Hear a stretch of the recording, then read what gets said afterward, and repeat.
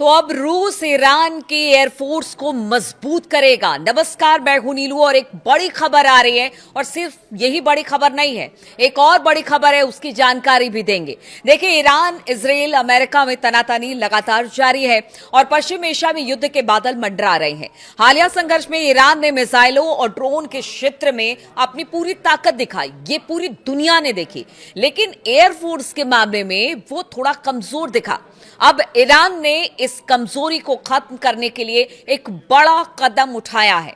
Iran को fighter jet देने के लिए रूस अब सामने आया है, क्योंकि देखिए, हमेशा से रूस ईरान की मदद करता रहा है, युद्ध के समय भी और युद्ध से पहले भी, और एक बार फिर से रूस इस मामले को लेकर सामने आया है।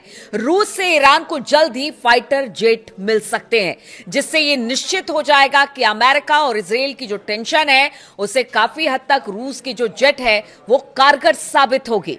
मिलिट्री वॉच मैगजीन ने गुरुवार को रूसी सूत्रों के हवाले से बताया कि ईरान के रक्षा मंत्रालय ने मॉस्को से एक बटालियन के बराबर 12 यानी कि 12 Su-30 SM-2 फाइटर एयरक्राफ्ट खरीदने के लिए समझौता किया है। हालांकि ये एयरक्राफ्ट नए नहीं है, यानी कि ये पुराने होंगे, यानी ईरान को रूस से सेकेंड हैंड जेट मिलेंगे जिन्होंने बहुत ही कम उड़ान भरी है, यानी कि ये बहुत नए हैं, बहुत ज्यादा उड़ान नहीं भरे हैं, लेकिन जितनी बड़ी तादाद में ईरान को इस वक्त जेट की जरूरत है अपने वायुसेना को मजबूत करने के लिए, वैसे में तुरंत रूस यही पेशकश कर रहा है ईरान को कि यह आपके लिए बहुत फायदेमंद साबित होगा।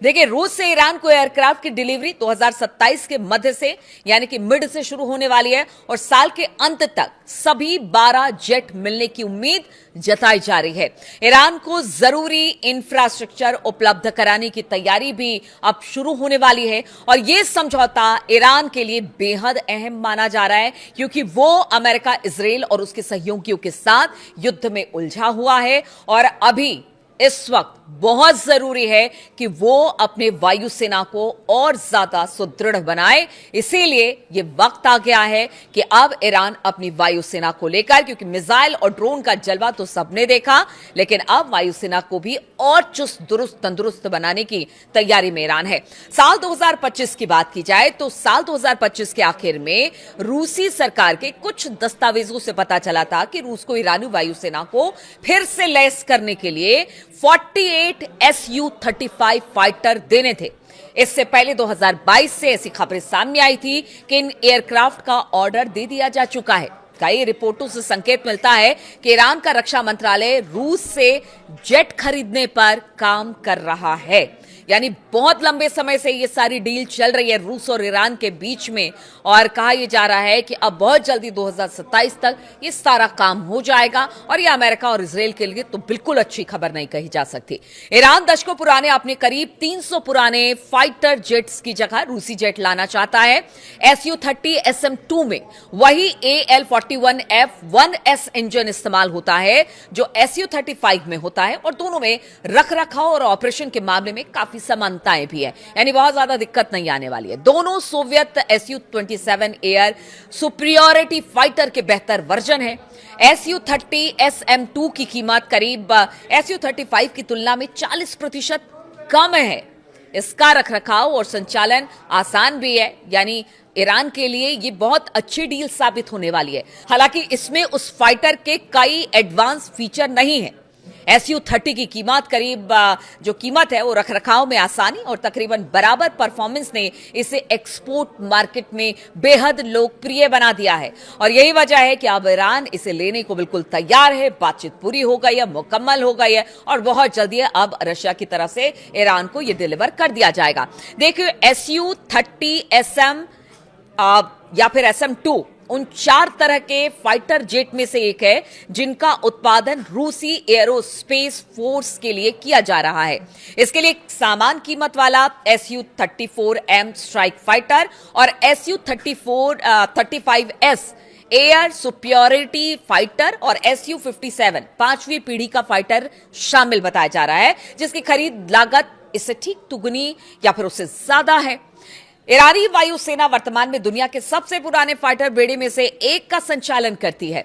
इसमें मुख्य रूप से 1970 के दशक में खरीदे गए वियतनाम युद्ध के समय F-4D या फिर E या फिर F-5E-F फाइटर जेट शामिल हैं। ईरानी एयरफोर्स SU-30 SM-2 जैसे आधुनिक फाइटर जेट के जरिए अपनी ताकत अब ईरान बढ़ाना चाह रहा है और इसीलिए इसकी मदद रूस कर रहा है, क्योंकि रूस ने लगातार कहा है कि जिस तरह की मनमानी इजराइल और अमेरिका ने की है, युद्ध छेड़ा है, अब वो अपने दोस्त यानी ईरान की कहते हैं ना कि संप्रभुता की रक्षा के लिए वो कर सकता है, आगे आ सकता है, और उसने ऐसा ही किया है। अब ये अमेरिका और इजराइल के लिए तो अच्छी खबर नहीं है, जैसा मैं पहले भी कह चुकी हूं कि अच्छी खबर नहीं है कि अब वायुसेना को अगर ईरान ने और दुरुस्त कर लिया तो आप सोचिए एक तरफ ड्रोन है, एक तरफ उनकी मिसाइलें हैं, सुपरसोनिक हाइपरसोनिक मिसाइलें हैं, और अगर एयरफोर्स मजबूत हो गया तो आप समझिए कि ईरान किस तरह से अमेरिका और इजराइल को जवाब देगा।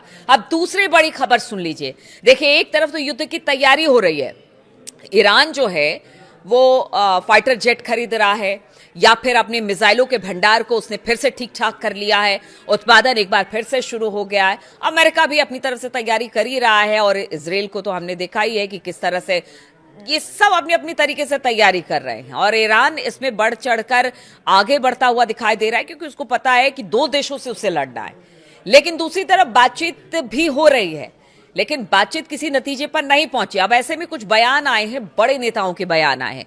तो ईरान और अमेरिका के बीच शांति समझौते में कुछ मुद्दों पर दोनों पक्षों में एक राय नहीं बन पा रही है, जिसमें ईरान की ओर से खास तौर से अपनी जब्त संपत्तियों को जारी करने और युद्ध फिर से ना शुरू होने की गारंटी बेहद अहम मानी जा रही है। यानी कि जितनी भी जब्त संपत्तियां, ईरान का कहना है कि पहले अमेरिका उसे रिलीज करे और फिर कभी युद्ध ना करने की बात तक को स्वीकार करे, तभी जाकर यह समझौता हो सकता है। ईरानी सुप्रीम लीडर मुस्तफा खामनेई के सलाहकार ने साफ कर दिया कि अमेरिका से समझौता इस पर निर्भर करता है कि ट्रंप प्रशासन हमारी 24 अरब डॉलर की संपत्ति जो फ्री संपत्ति थी, उस पर क्या अपना रुख दिखाते हैं, क्या इसे वो फ्री करते हैं। उन्होंने चेतावनी दी कि अगर अमेरिका ने फिर से, ये मुस्तफा ने कहा है कि अगर अमेरिका ने फिर से लड़ाई शुरू करने का विकल्प चुना तो भारी तबाही मचेगी। सीएनएन को एक दिए इंटरव्यू में खामनेई के मिलिट्री एडवाइजर मोहसिन रिजाई ने कहा कि फिलहाल बातचीत रुकी हुई है, इसमें रुकावट ईरान नहीं बल्कि अमेरिका की ओर से है। अमेरिकी राष्ट्रपति डोनाल्ड ट्रंप को इस गतिरोध को खत्म करना होगा। अब फैसला ट्रंप को करना है कि वो क्या चाहते हैं। मुस्तफा खामनेई के करीबी मोहसिन रिजाई ने सबसे ज्यादा जोर फ्रीज ईरानी संपत्ति को जारी करने को लेकर दिया। उन्होंने कहा कि ट्रंप प्रशासन अगर ईरान के साथ समझौता चाहते हैं तो फिर जो 24 अरब डॉलर का जो ईरान की संपत्ति है, जिसको उन्होंने फ्रीज कर रखा है, उसे तुरंत रिलीज करे। और अगर इस तरह का भरोसा देते हैं तो फिर जाकर किसी तरह से एक भरोसा कायम होगा और इसके बाद आगे की बात पड़ेगी। हम पीछे नहीं रहेंगे, हम बातचीत को आगे बढ़ाएंगे, क्योंकि जो हमारा पैसा है जिसे हम मांग रहे हैं, अगर वही नहीं मिलेगा तो फिर बातचीत क्यों करना। क्योंकि देखिए, बहुत बहुत महत्वपूर्ण है ये फ्रीज हुई संपत्ति ईरान को मिलना। इसलिए उन्होंने कहा है कि आप अपनी तरफ से भरोसा दीजिए तो हम आपके साथ बातचीत करेंगे। मोहसिन रिजाई ने चेतावनी देते हुए कहा कि अगर अमेरिका ने फिर हमला किया तो ईरान युद्ध को फारस की खाड़ी से आगे ले जाएगा। ये पहली बार नहीं है जो कि किसी नेता ने कहा है, कई बार कई नेताओं ने ईरान के कहा है। उन्होंने कहा कि हम उन अमेरिकी ठिकानों पर हमला करके युद्ध को एक नया आयाम देंगे जिन पर अब तक हमला नहीं हुआ है। यानी अब नए हमले होंगे और नए तरीके से हमले होंगे, साथ ही कुछ नए ठिकाने भी निशाने पर होंगे। हालांकि मोहसिन ने कहा कि युद्ध फिर से शुरू होने की संभावना कम है। वो ये भी कह रहे हैं, जैसे ट्रंप कहते हैं ना कि वो हर बात कहने के बाद बोलते हैं नहीं, बातचीत अच्छी चल रही है, सब बेहतर हो रहा है और बहुत जल्दी युद्ध खत्म हो जाएगा। उसी तरह से अब ईरान ने भी उन्हीं की बातों को सीख लिया है। अब वो भी कहते हैं कि देखिए, हम भी तैयार हैं, हम भी लड़ाई करेंगे, लेकिन वो बातचीत की संभावना कम, मतलब युद्ध की संभावना बहुत कम कह रहे हैं और कह रहे हैं बातचीत की संभावना ज्यादा है। तो ये सब सीख अमेरिका की तरफ से ईरान को मिली है, नई नई सीख है जो अमेरिका देता रहा है और ईरान उससे लेता रहा है और फिर उसी के खिलाफ इस्तेमाल करता रहा है। हॉर्मुज़ स्ट्रेट पर ईरान की संप्रभुता के दावे को रिजाई ने दोहराया। उन्होंने कहा कि ईरान और ओमान की इस जलमार्ग पर संप्रभुता है, इसलिए वो मिलकर इसका प्रबंधन करेंगे। उन्होंने स्ट्रेट ऑफ हॉर्मुज से गुजरने वाले जहाजों से शुल्क को टोल मारने से इनकार कर दिया। उन्होंने कहा कि ईरान हॉर्मुज के रखरखाव की फीस लेगा, ना कि टोल लगाएगा। देखिए, जिस टोल की बात हो रही है कि ईरान टोल वसूल रहा है, उन्होंने कहा नहीं नहीं, ऐसा नहीं है। हॉर्मुज में जो रखरखाव होता है, जो स्थितियां वहां पर बनती है, उसके रखरखाव के लिए हम फीस लेंगे, हम टोल की बात नहीं करते हैं। तो बड़े अच्छे तरीके से उन्होंने इस बात को समझाने की कोशिश की। डोनाल्ड ट्रंप ने मुस्तफा खामनई से मुलाकात की उम्मीद जताई। रिज़ाई ने खामनई और ट्रंप के बीच मुलाकात की संभावना को अब खारिज कर दिया है। उन्होंने कहा है कि ये तो बड़ा मुश्किल है कि दोनों एक साथ बैठेंगे और बातचीत करेंगे। जो बातचीत करनी है, विकल्प हमने दिए हैं, उस विकल्प को मंजूर करिए और बातचीत खत्म करिए और युद्ध को खत्म करिए, सब कुछ ठीक हो जाएगा। खामनई से मिलने, मुस्तफा खामनई से मिलने की क्या जरूरत है? खामनई की सेहत और फैसला लेने में उनकी भूमिका के बारे में जब उनसे सवाल पूछा गया तो उन्होंने जवाब दिया कि मुस्तफा खामनई युद्ध शुरू होने के बाद से सार्वजनिक तौर पर नहीं देखे गए हैं। IRGC के पुराने नेताओं में मोहसिन रिज़ाई शामिल हैं। ईरान इराक युद्ध में वो लड़ चुके हैं, ईरान इराक युद्ध भी। और रिज़ाई बाद में एक्स PDNC काउंसिल, जो कि सर्वोच्च नेता को सलाह देती है, उसमें भी शामिल हुए। और पूर्व राष्ट्रपति इब्राहिम रईसी के कार्यकाल में उपराष्ट्रपति के तौर पर भी काम कर चुके हैं। तो आप समझते हैं कि रिज़ाई की क्या अहमियत है अगर रिज़ाई ये सब बात कर रहे हैं। रिज़ाई ने 4 बार राष्ट्रपति पद का चुनाव लड़ा, लेकिन जीत नहीं पाए। ऐसे में उनकी काफी अहमियत मानी जाती है। और अगर वो कहते हैं कि जो 2-3 शर्तें हैं उसको मान लीजिए, युद्ध खत्म करिए, बाकी तो आप मुस्तफा से मिले ना मिले, वो ये तो हो नहीं सकता है, सब कुछ कर लीजिए, सब कुछ आपके ऊपर छोड़ रखा है, अब आप ही को फैसला लेना है कि करना क्या है, युद्ध को खत्म कैसे करना है। तो बाकी बातें साफ हो गई है। युद्ध की भी तैयारी चल रही है ईरान की, और जो एक कहते हैं ना कि डिप्लोमेसी भी है, वो भी जारी रखे हुए, बातचीत हो रही है। लेकिन ईरान ने साफ कर दिया है कि देखिए, अब ऐसा है कि फ्री संपत्ति हमें दे दीजिए, और जो एक तरह से कहते हैं ना कि तमाम फ्रंट पर जो अमेरिका और इजराइल ने युद्ध छेड़ रखा है उसको खत्म कर दीजिए, युद्ध खत्म हो जाएगा। तो चलिए, इस तरह की बहुत सारी खबरें आती रहेंगी ईरान की तरफ से, अमेरिका की तरफ से, इजराइल की तरफ से। वो लगातार अपडेट्स मैं आपको देती रहूंगी। फिलहाल बहुत बहुत शुक्रिया मेरे साथ इस वीडियो में शामिल होने के लिए।